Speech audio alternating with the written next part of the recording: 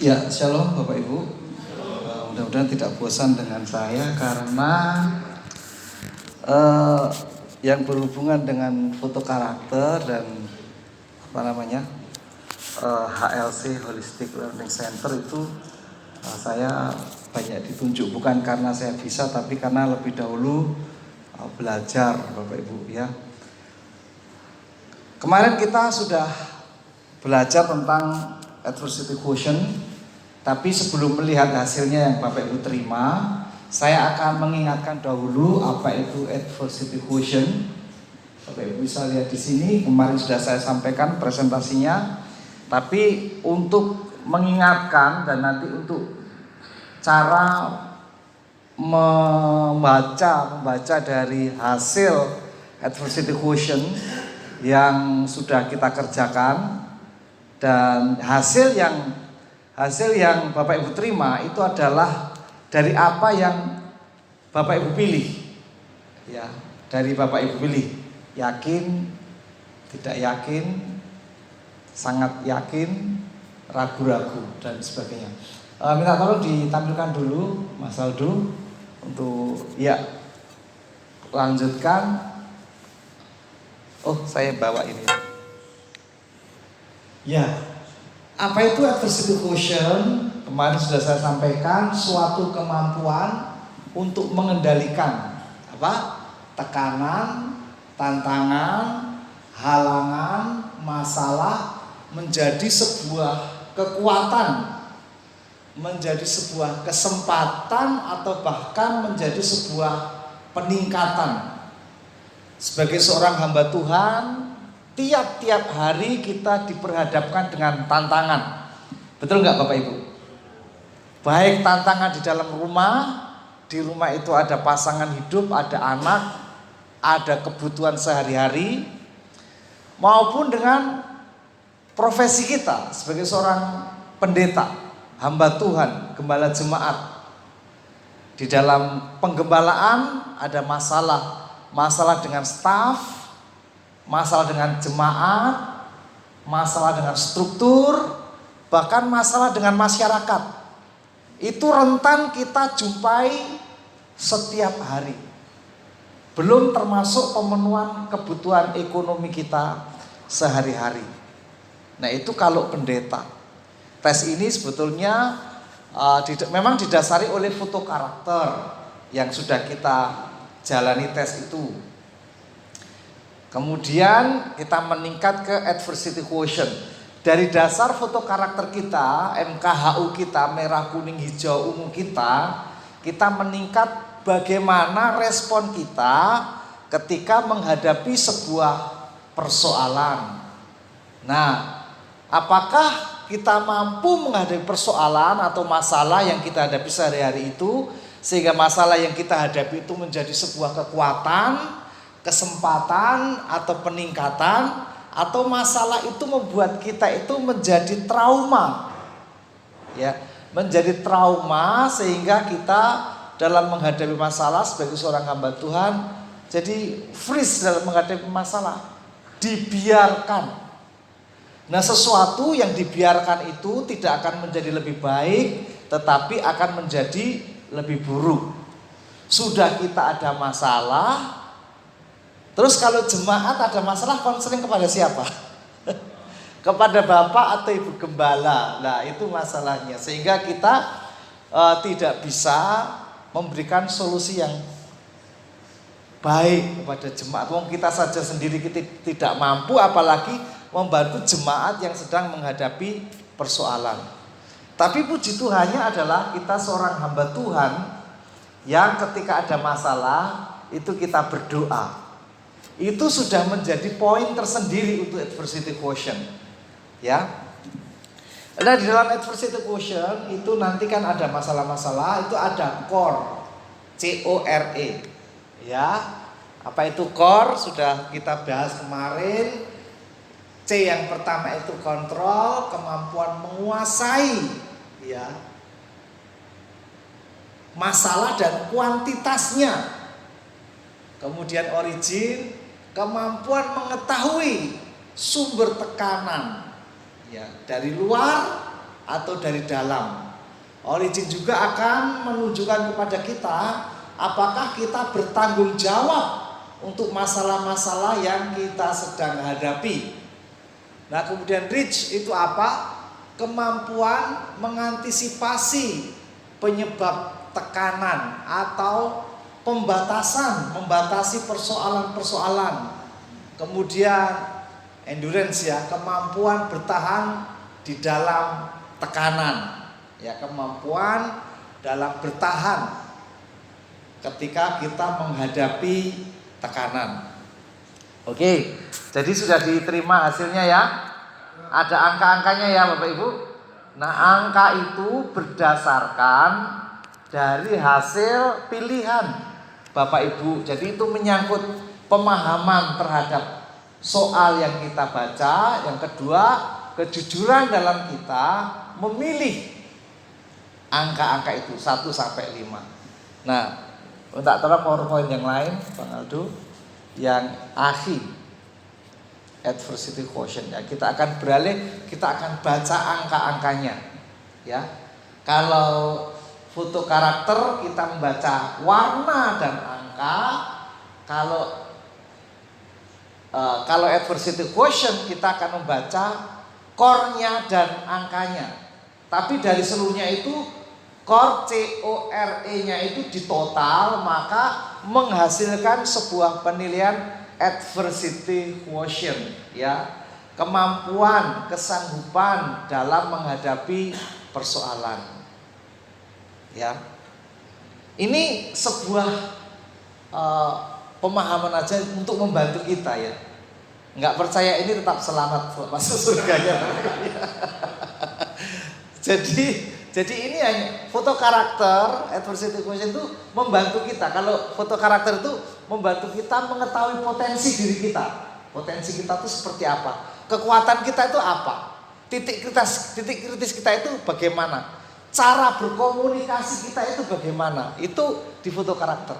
Kalau adversity quotient itu membantu kita untuk mengerti bagaimana sih kemampuan kita dalam menghadapi persoalan. Oke.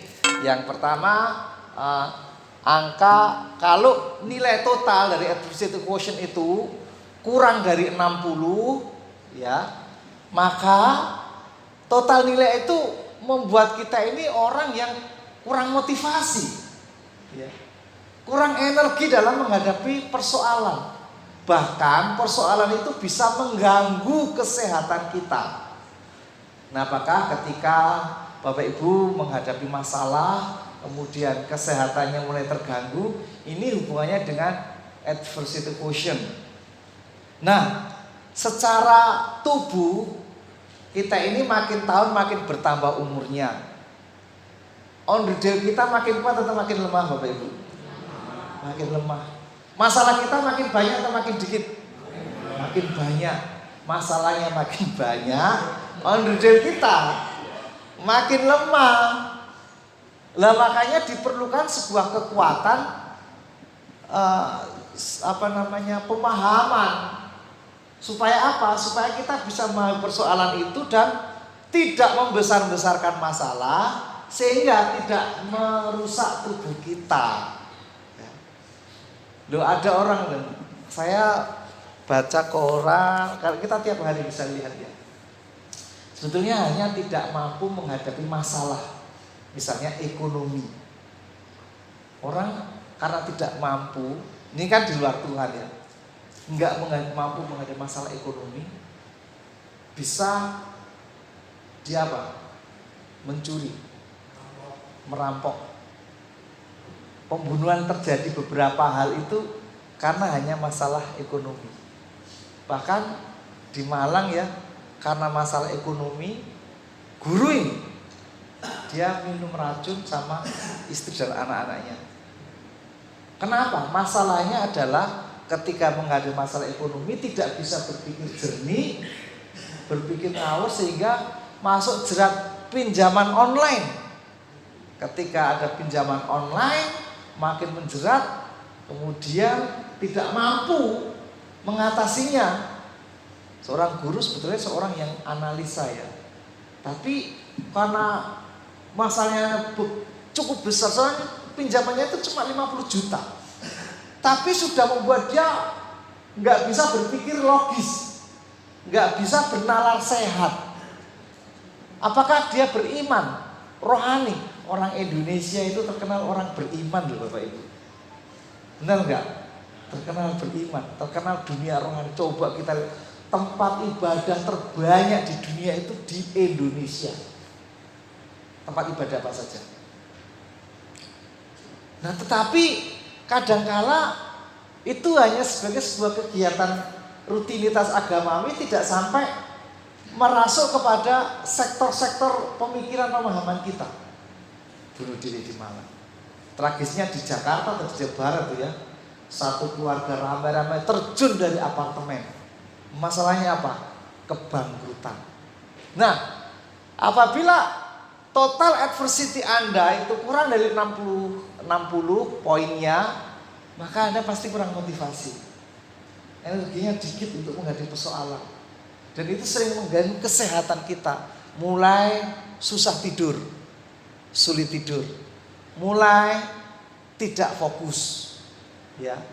Dan kemudian menjadi malas, aras-arasan, ogah-ogahan, pasrah, dan pesimis.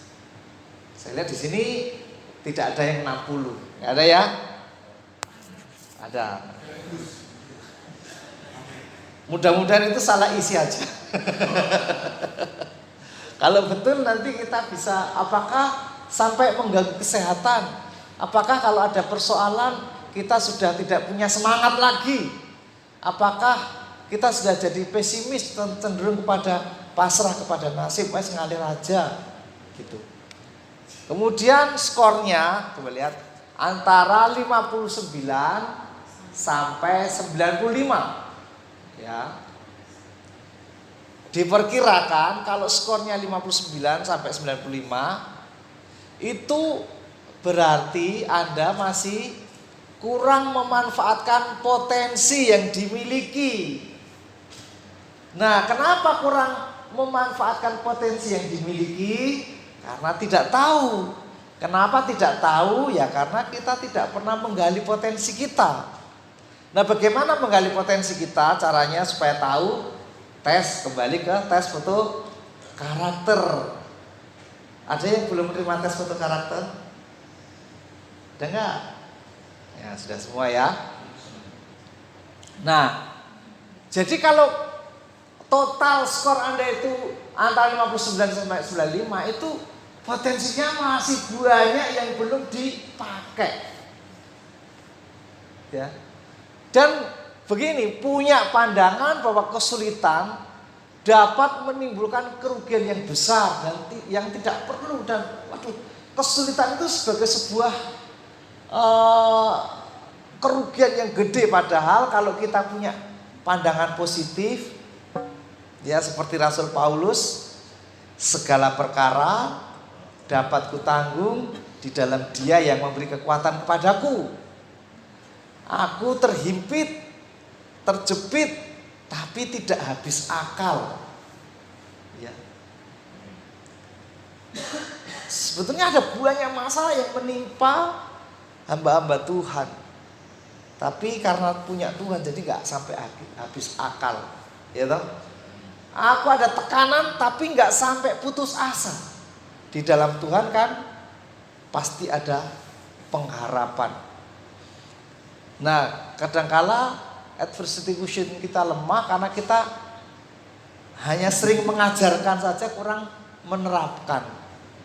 Ya, kalau kita terapkan ayat itu untuk kita, bukan untuk orang lain, pasti kemarin cara meningkatkan adversity quotient salah satunya adalah dengan dekat sama Tuhan. Ya, punya pandangan bahwa kesulitan itu menimbulkan sebuah kerugian, bukan seperti tadi bahwa kesulitan itu memberikan sebuah kekuatan. Orang yang skornya antara 59 sampai 95 itu kadang masalah itu bisa menjadi sebuah trauma. Kapok nggak gitu lagi. Ya. Kita istilahnya bersentuhan dengan jemaat yang sukar, yang sulit, yang melawan, yang memberontak. kita sudah tidak mau berhubungan dengan dia lagi, dan kita berkata, nyawanya saya serahkan kepada iblis, jiwanya kepada Tuhan. Trauma sama orang itu. Ya padahal kalau kita punya adversity yang lebih besar, mungkin ada sebuah cara baru untuk mendekati, gitu. Sehingga orang yang adversity-nya rendah itu gampang menyerah, sehingga memilih sesuatu yang mudah diraih, yang mudah-mudah saja. Saya kenal dengan seorang jemaat, orangnya pinter, tapi setiap kali dikasih tugas pasti komplain, yang repot, yang tidak ada waktu, yang ini itu. Saya tahu sumber persoalannya itu bukan seperti itu, merasa tidak mampu. Nah, kita mengenali kalau ada tugas baru, terus kita, aduh saya tidak mampu. Itu ya, yang berasumsi seperti itu, adversity kita perlu ditingkatkan. Aduh saya nggak bisa, saya nggak mampu, seperti itu. Nah untuk warna, biasanya yang hijaunya 6. Hijaunya 6. Aduh saya nggak bisa. Kalau ungunya 6, aduh orang itu repot, orang itu parah. Mesti berasumsi negatif. Ungu itu berasumsi negatif. Ungunya 6. Ya. Kalau merah, saya akan coba dulu. Merah 3 aja. Kalau ada merahnya 3 aja, saya mau coba dulu. Apalagi merahnya 4. Ya. Merahnya 5. Gitu. Merah sama kuning. Wah, itu orangnya gercep ya, antusias, semangat. Gitu.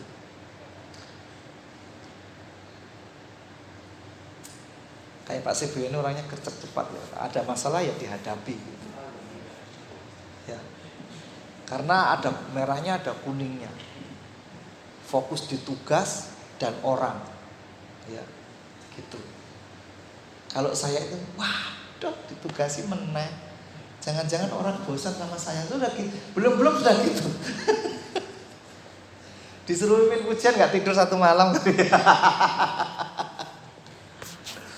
Nah, ini standar ya. Kemudian kita naikkan lagi. Ini 95 sampai 135 itu sudah tinggi ini. Ada yang 94 sampai 135 di sini. Ini kan saya perlu sebutin karena ini kan masuk nilai tinggi ya. Ada ya? Ada ya. Nah, ini cukup baik dalam menjalani kehidupan. Sepanjang segalanya berjalan lancar, oke. Kalau semua nggak ada masalah, baik. Nah, tapi begitu masalahnya bertumpuk, maka mulai berkecil hati. Nah, gitu. Jadi kan pendeta itu masalahnya banyak nih, Bapak Ibu. Ya. Kalau adversity equation-nya itu sudah bagus ini. Sudah bagus. Nah, tapi kita berhenti di zona nyaman. Kita perlu tingkatkan lagi. Nah, ini yang tinggi. 134 sampai 165. Nah, ini tinggi ini. Nah, mudah-mudahan tingginya kita bukan karena salah melingkari ya. Salah memahami, salah melingkari jadinya tinggi padahal kenyataannya enggak gitu loh. Ya. Cukup bertahan menembus tantangan-tantangan. Jadi wis rawe-rawe rantas gitu ya. Terus sudah memberdayakan sebagian besar potensinya. Terus mampu mengembangkan diri setiap harinya. Nah, itu yang tadi kita sebut sebagai adversity quotient, kemampuan menghadapi masalah, tantangan, persoalan dan lain-lain itu menjadi sebuah kekuatan, menjadi sebuah kesempatan, menjadi sebuah apa? Peningkatan. Nah, tujuannya kita tes ini dan belajar ini adalah mencapai yang cukup tinggi supaya apa? Kita bisa menghadapi setiap persoalan itu bukan untuk melemahkan kita, bukan membuat kita mau menikmati zona nyaman, tapi justru persoalan itu akan menolong kita, membantu kita untuk kita ini lebih kuat, lebih mendapat kesempatan, dan lebih bertenaga.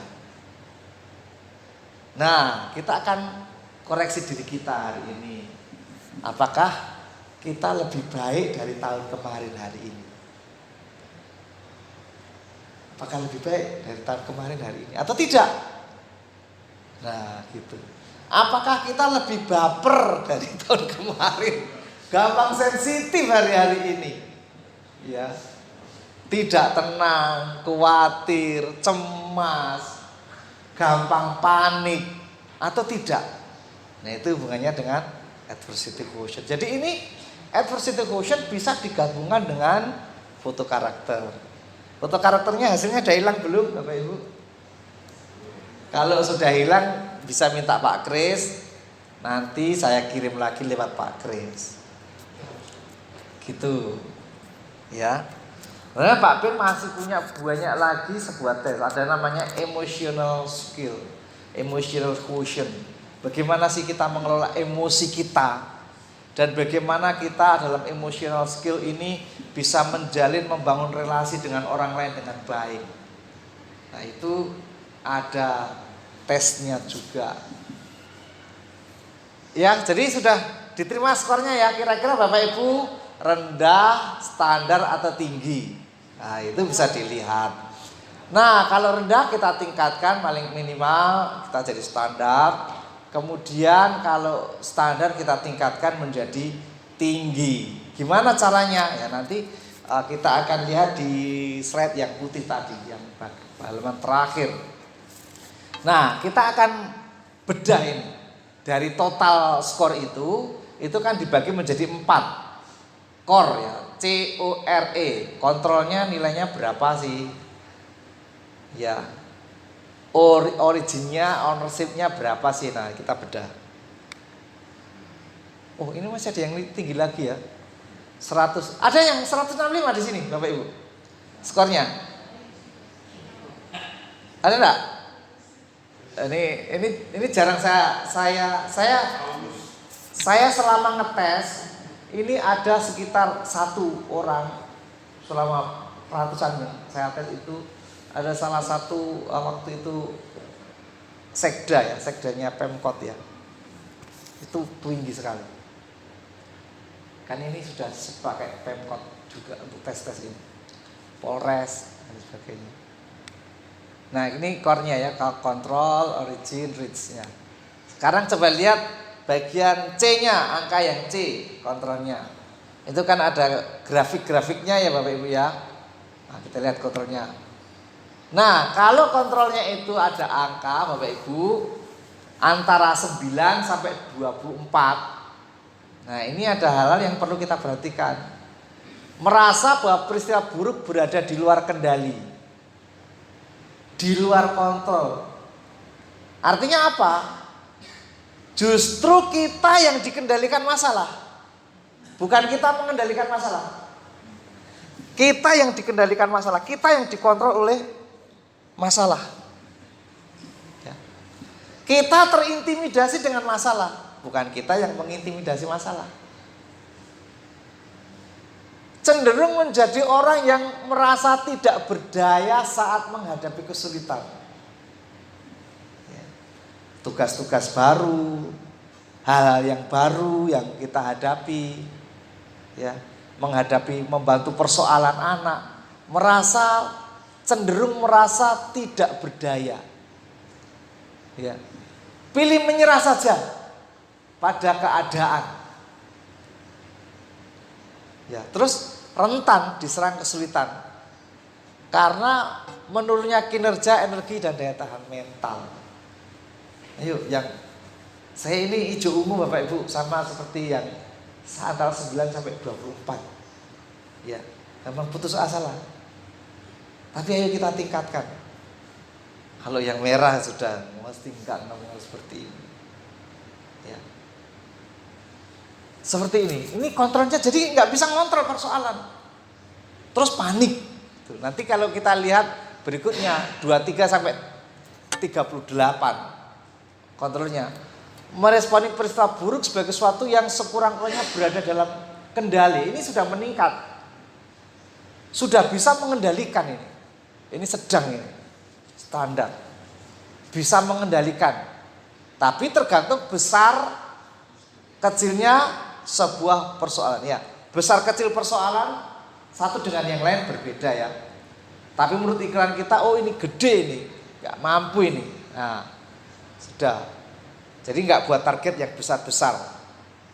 Kalau kita nggak buat target yang besar-besar, maka ya kita nggak besar-besar. Kenapa? Ya keadaannya kita sesuaikan dengan adversity kita. Tidak mudah berkecil hati, tetapi akan mengalami kesulitan mempertahankan perasaan mampu memegang kendali terhadap tantangan-tantangan yang lebih berat. Nggak gampang berkecil hati. Tapi yaitu mengalami kesulitan apabila masalahnya meningkat. Masalah itu seperti manusia, bisa bertumbuh loh Bapak Ibu. Masalah-masalah yang kita hadapi ini kan makin gede. Kalau kita berhenti belajar, maka kita tidak akan sanggup mengatasi persoalan-persoalan yang datang yang besar-besar. Makanya perlunya kita belajar bersama-sama. Makanya mari kita manfaatkan setiap pertemuan antara hamba-hamba Tuhan, baik di garis depan maupun di MMG maupun Bahamak apa saja. Karena itu mungkin sifatnya membangun kita supaya kita ini belajar.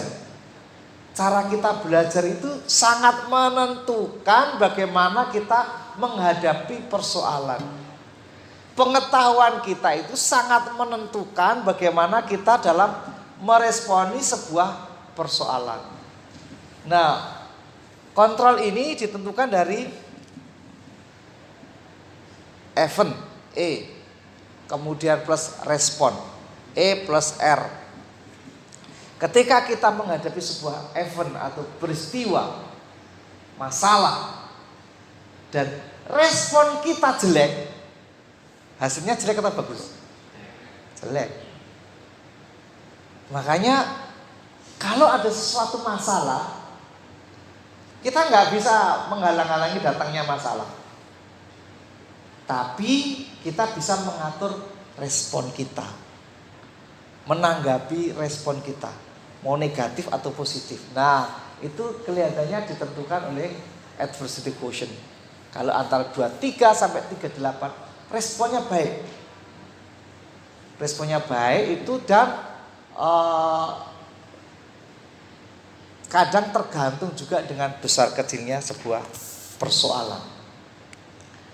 Nah, ini yang tinggi, kontrol yang tinggi.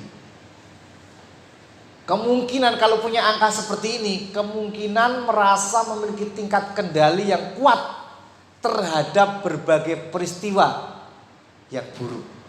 Kuat ya, kontrolnya kuat. Terus ini merasa lebih berdaya guna dan proaktif sehingga kinerjanya bagus, produktivitasnya bagus, kesehatannya bagus. Kenapa? Kontrolnya kuat. Oh ya, ini biasa, ini masalah ini biasa. Tapi kalau sudah di luar kontrol, di luar kendali, ya sudah, kita dimain-mainkan sama persoalan. Tapi kalau kontrolnya tinggi, kalau dalam peristiwa di Alkitab itu ketika Siklak terbakar, ya toh, Bapak Ibu pasti sering pernah mengkhotbah. Siklak terbakar, semua menangis, Daud dan semua pengikut-pengikutnya, sampai habis air matanya. Nah, kemudian anak buah Daud itu mau melempari Daud dengan batu. Kenapa? Sudah tidak kuat lagi menahan emosinya. Kontrolnya sudah tidak kuat lagi. Ya, mau melempari Daud dengan batu. Namun podo-podo kehilangan anak, sama-sama kehilangan istri, sama-sama kehilangan harta benda, menghadapi situasi yang sama, tapi responnya beda. Apa yang dikerjakan Daud? Dan puji Tuhan, kita hamba Tuhan ya, anak-anak Tuhan. Daud menguatkan hatinya, kepercayaannya kepada Tuhan. Untuk apa meningkatkan, menguatkan kepercayaan kepada Tuhan? Untuk bisa mengendalikan persoalan itu, mengambil alih kontrol. Nah, yang dikendalikan oleh kontrol ya sekutu melempari Daud dengan batu. Nah, antara pasangan suami istri yang mana yang Daud, mana yang anak? Waduh, sudah kalau ada masalah ngomel terus berarti itu kontrolnya jelek. Marah-marah. Ya memang adversity quotient-nya tinggi totalnya karena mungkin kontrolnya rendah, poin yang lain tinggi. Tapi yang di sebelahnya itu yang nggak betah. Kenapa? Nyolah-nyolah ke sana, nyolah ke sini, saudara. Suka enggak kita disalah-salahkan ya? Enggak suka ya. Gitu. Wah, ini mari kita tingkatkan kontrol kita. Kalau seandainya kontrol kita rendah. Nah, ini masih yang kuat. Kemungkinan yang lebih besar untuk dapat bertahan dalam menghadapi kesulitan dan tetap teguh dengan tujuan semula. Misalnya Bapak Ibu punya visi membangun gedung gereja, mana ada persoalan. Tapi kalau kontrolnya tinggi, ini tetap pada tujuan semula. Masalah-masalah tidak menghentikan visinya. Dan ini kontrolnya tinggi itu lincah dalam pendekatan untuk mencari solusi permasalahan. Nah, gitu. Oke, sudah dilihat angkanya ya? Kemudian origin, sebenarnya O2 origin itu dan ownership ya, tapi kita bikin origin saja. Itu untuk mencari sebuah sumber persoalan itu dari mana dan bagaimana sikap kita dalam bertanggung jawab terhadap persoalan-persoalan itu.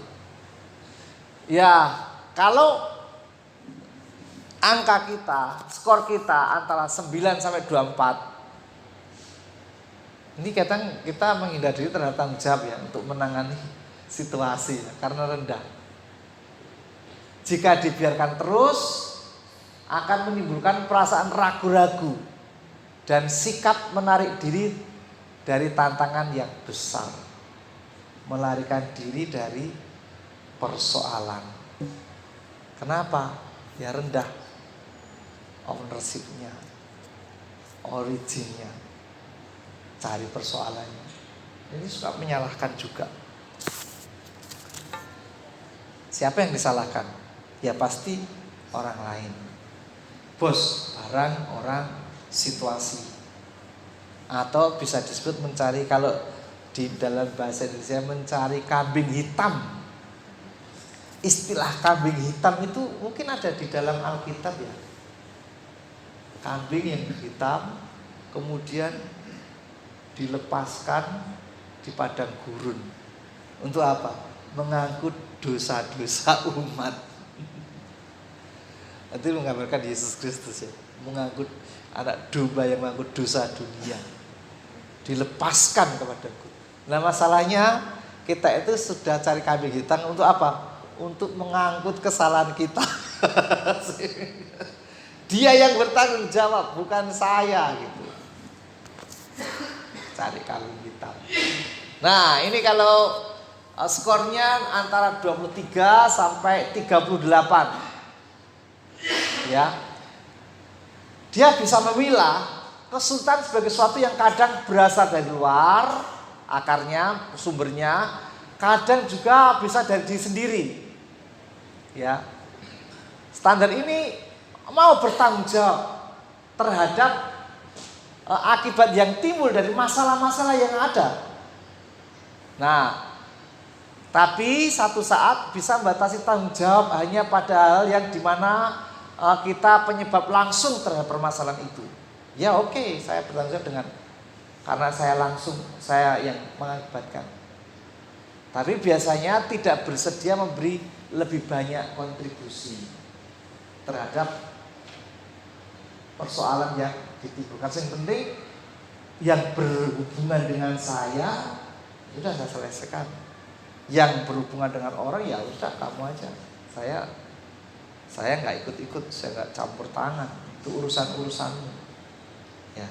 Tapi ini sudah bagus, sudah ada respon tanggung jawab, sudah tahu asalnya, gitu, standar. Nah, ini yang tinggi, ada yang 37 sampai 51, Bapak Ibu? Udah ya? Ini akan memandang kesuksesan ya. Dia lagi memandang kesulitan ya. Dari mana asalnya, dari aku atau dari kamu, dari orang lain, jemaat atau gembala, enggak. Tapi yang dipandang adalah kesuksesan. Mampu menempatkan tanggung jawab pada porsi yang tepat. Ya. Kadang-kala kalau kita sedang standar itu sebenarnya bukan tanggung jawab kita, bukan pekerjaan kita, tapi kita ambil alih sehingga pendeta itu menjadi orang yang one man show atau mengerjakan semua dikerjakan sendiri. Ternyata kalau kita semua kerjakan sendiri itu kita dalam adversity quotient itu kita bukan orang yang tangguh, Bapak Ibu. Itu namanya kita orang yang kurang mampu membagi tugas. Ya. Ayo kita pilih-pilih tanggung jawabnya. Makanya cara membagi tanggung jawab itu penting. Supaya kita tidak menderita yang tidak seharusnya gitu loh. Ya. Itu saya kesulitan juga dalam hal ini. Makanya mertuanya Musa itu memberi nasihat yang baik. Kalau kamu nangani jemaat itu sendirian, kamu akan kecapean. Jemaat juga capek, ngantrinya waduh panjang. Kamu tidak boleh kayak gini, umurmu gak akan panjang kalau seperti ini terus. Kamu menanggung beban rakyat yang begitu banyak. Ya. Tidak bisa kamu pikul seorang diri. Mulai sekarang, ya, ayo latih pemimpin-pemimpin. Pemimpin 1000, pemimpin 500, pemimpin 100, ya, 50 dan 10. Tanggung jawab paling besar boleh kamu tanggung. Tapi yang kecil-kecil ini biar meningkat ke pemimpin 10 dulu. Komsel dulu yang nangani. Ya, kalau di kita masalah jemaat yang kecil-kecil ditangani gembala-gembala komsel. Kalau di Bapak Ibu apa namanya ya nggak tahu namanya. Kemudian kalau masalahnya agak gede lagi ditangani gembala wilayah.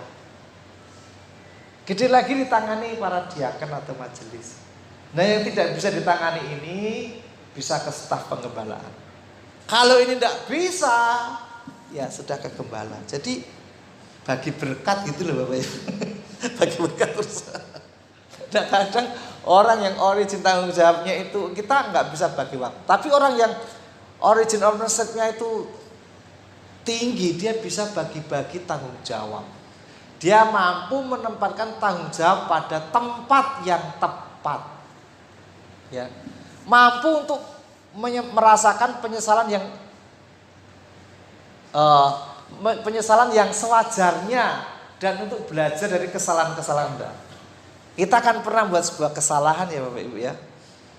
Baik di dalam keputusan, kita pernah melakukan keputusan yang salah.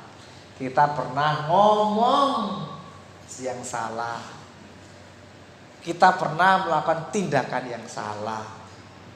Tapi orang yang ownership-nya, originnya tinggi itu bisa menyesal tapi wajar dan bisa belajar dari kesalahan-kesalahan tersebut. Gitu. Nah, ini kalau boleh jujur saya juga kurang dalam hal ini. Ya, kita semua belajar. Saya pernah melakukan suatu kesalahan kepada jemaat. Sampai sekarang saya itu masih ingat dan masih menyesal. Masih ingat tuh perlakuan kita kepada pasangan kita, kepada anak kita.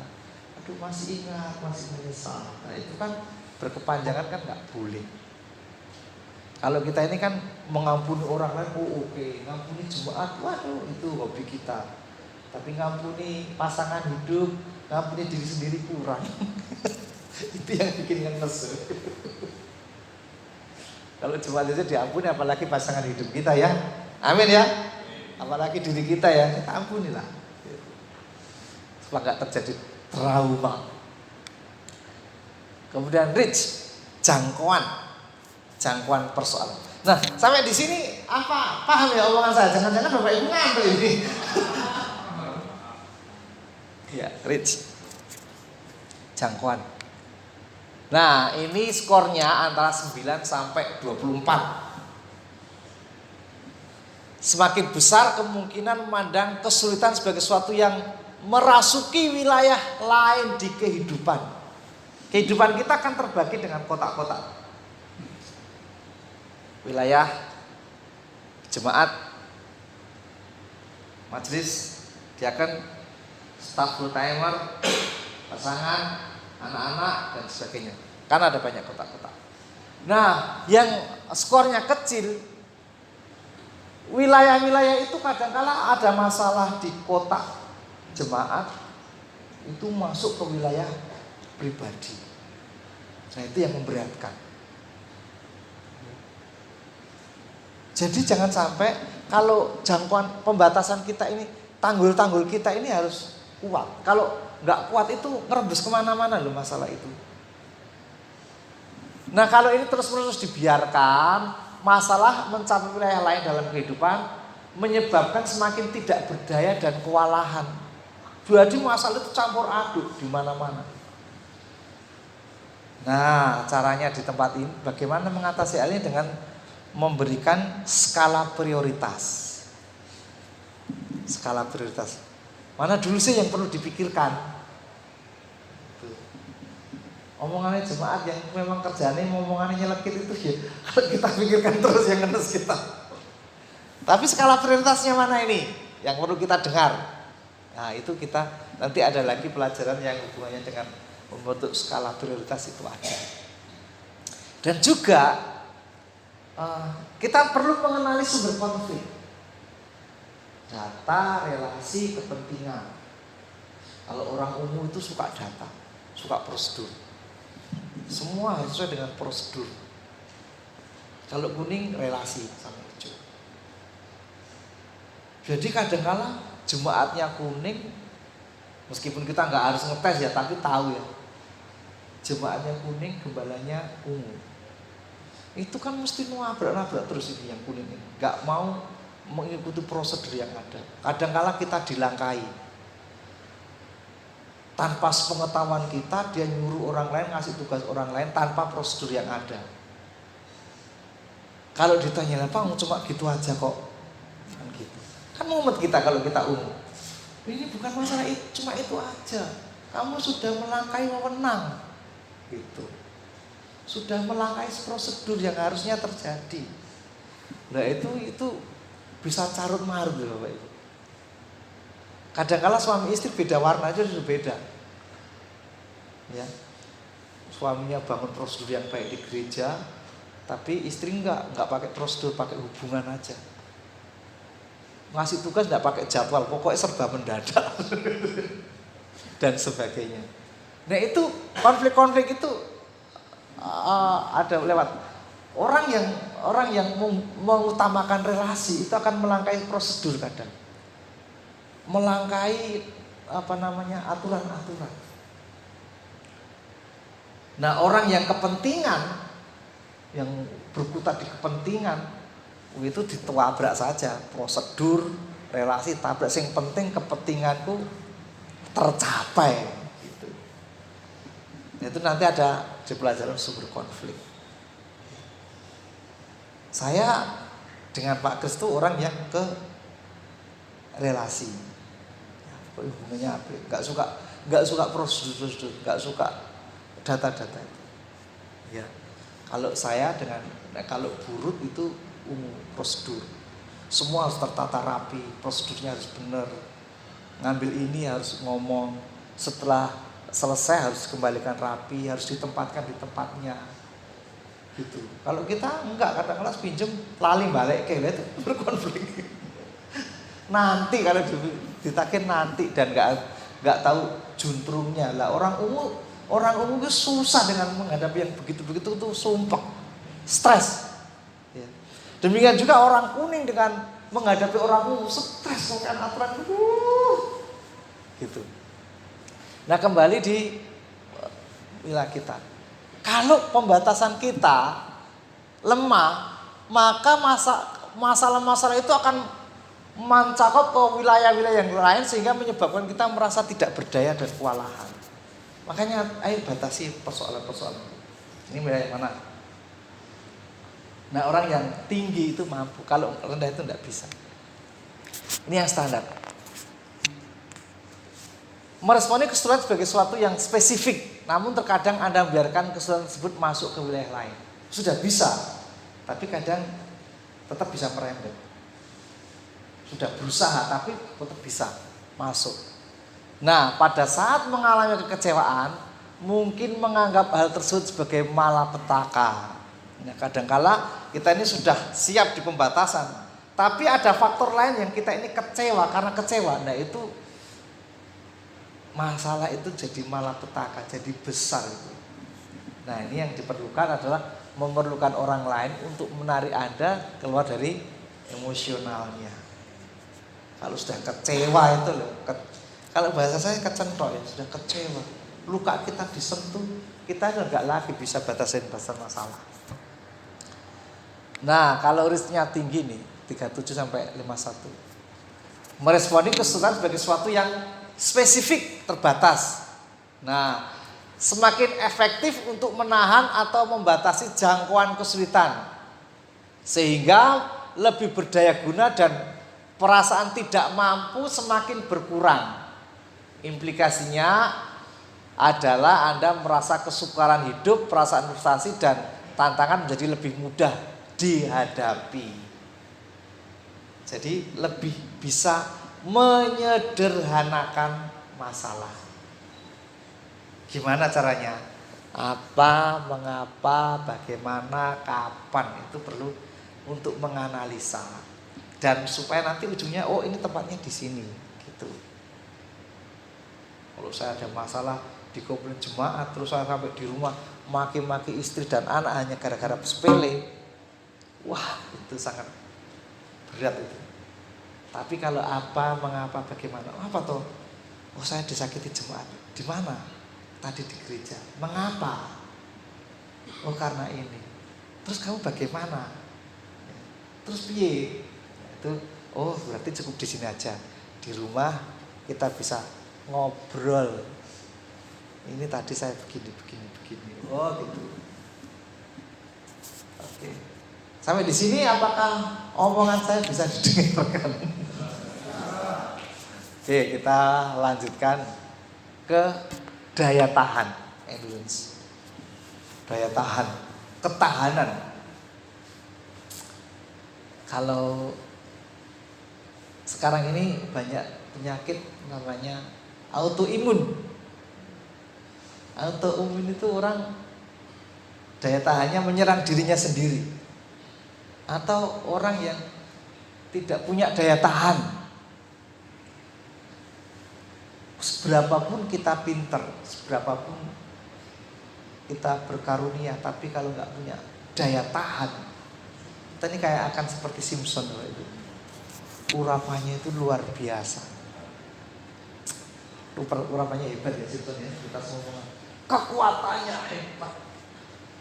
Tapi daya tahan terhadap godaan itu hampir nol. Masalahnya yang dihadapi Simpson itu apa Bapak Ibu? Masalah wanita. Bukan wanita jelek, wanita cantik, mesti tinggal di situ. Dan hancurnya karena apa? Ya itu juga, masalah itu juga. Ya. Masalahnya di situ juga. Akhirnya Simpson jatuh. Memang Simpson jadi berkat. Tapi dia lebih jadi berkat itu ketika mati.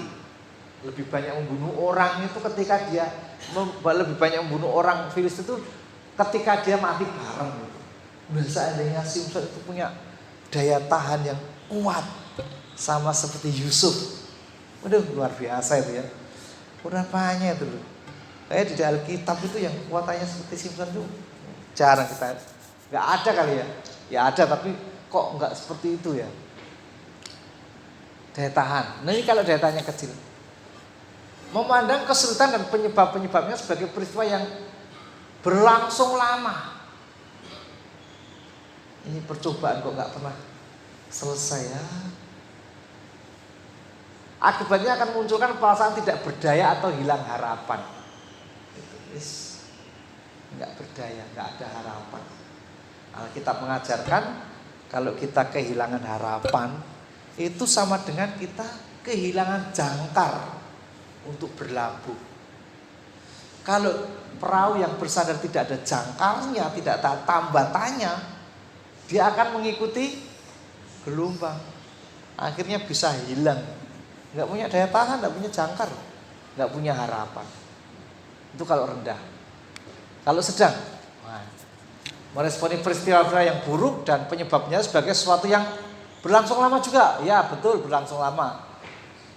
Nah, tapi masih bisa mengatasi. Cuma dia kemudian menunda untuk mengambil tindakan yang membangun. Seharusnya hal ini segera kita kerjakan, tapi ditunda besok saja gitu. Dalam menghadapi tantangan berukuran kecil sampai menengah sudah cukup baik dalam mempertahankan keyakinan dan melangkah maju. Sudah oke, bagus. Namun pada saat menghadapi tantangan yang lebih berat dan lama, mungkin merasa lemah dan sepertinya harapan Anda lenyap. Oke. Ini kemudian yang terakhir, daya tahannya tinggi. Kesulitan dan penyebabnya merupakan hal yang bersifat sementara serta kecil kemungkinannya untuk terjadi lagi. Dampaknya bagi Anda adalah energi, optimisme dan kemungkinan Anda untuk bertindak akan meningkat sehingga kemampuannya Anda untuk selamat dari tantangan yang lebih besar juga akan meningkat. Artinya kemampuan menghadapi itu semakin meningkat. Nah, harapan kita, adversity kita kuat. Meskipun kita salah ngisi tes nggak apa-apa.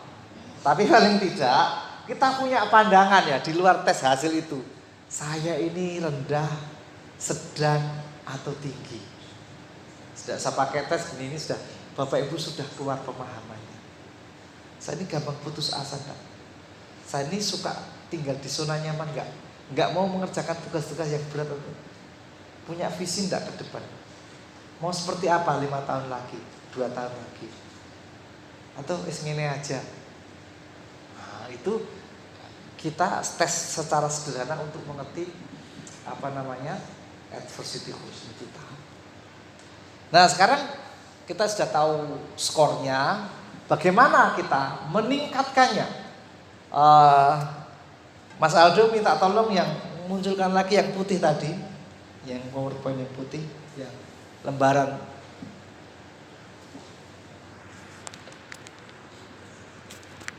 Kita perlu yang putih. Ya, sebentar. Oke, terima kasih. Kita langsung ke halaman terakhir. Kemarin kita sudah bahas ini. Ya, 8 cara melatih dan meningkatkan core. Memperbarui pola pikir. Ya. Bahwa masalah itu tidak akan menghancurkan kita. Masalah itu selama ada Tuhan, itu akan meningkatkan kita, menambah kekuatan kita, bahkan kesempatan baru. Itu pola pikir. Menguasai emosi kita, kontrol emosi. Kecenderungan kuning adalah meledak-ledak, merah, kuning, hijau ungu lebih memendam, meledak di dalam. Bahaya mana meledak di luar atau meledak di dalam?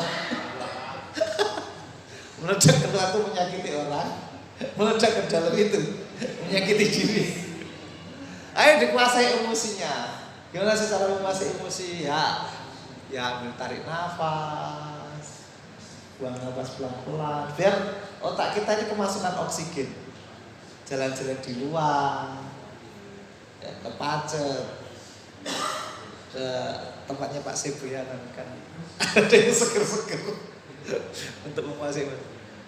Mengelola prioritas, ya harus ada skala prioritas, itu harus ada. Kalau enggak kita akan rancu. Kemudian mempertajam hati nurani. Ya, ini saya juga mempertajam hati nurani ini saya nggak tahu. Nanti saya akan tanyakan pada guru. Gimana sih mempertajam? Kira-kira mempertajam hati nurani itu di dalam hati kita kan ada intuisi. Oh, banyak masalah ini akan selesai. Kira-kira mungkin seperti itu. Memperluas ruang gagal. Nah, kalau dalam bahasa orang ini memperluas jendela toleransinya. Jendela toleransi kita ini kecil atau besar? Kalau biasanya kita gampang stres itu jendela toleransinya kecil. Kayak ungu itu jendela toleransinya kecil. Yang kuning sama hijau itu jendela toleransinya besar. Ya. Gagal biasa nggak apa-apa. Gagal itu awal dari keberhasilan. Nah, itu memperluas ruang gagal. Membangun sistem kepercayaan. Kemudian interaksi komunitas seperti ini ya. Termasuk kita punya mentor, punya sahabat untuk curhat, ya, punya orang-orang yang memberikan support kepada kita, seperti itu. Kemudian memperkuat kecerdasan spiritual, itu ya iman kita kepada Allah. Kalau kita tuh yang paling utama ini memperkuat kecerdasan spiritual, kemudian menguasai emosi dan memperbarui pola pikir. Ya itu biasanya saya menerapkan itu. Terus kemudian kalau ruang gagalnya saya perluas, nanti saya nggak gerak-gerak juga. Ya, tapi kemudian interaksi komunitas. Nah, itu kalau yang saya ambil itu. Nah, Bapak Ibu, kira-kira seperti itu yang bisa saya presentasikan untuk tes adversity quotient pada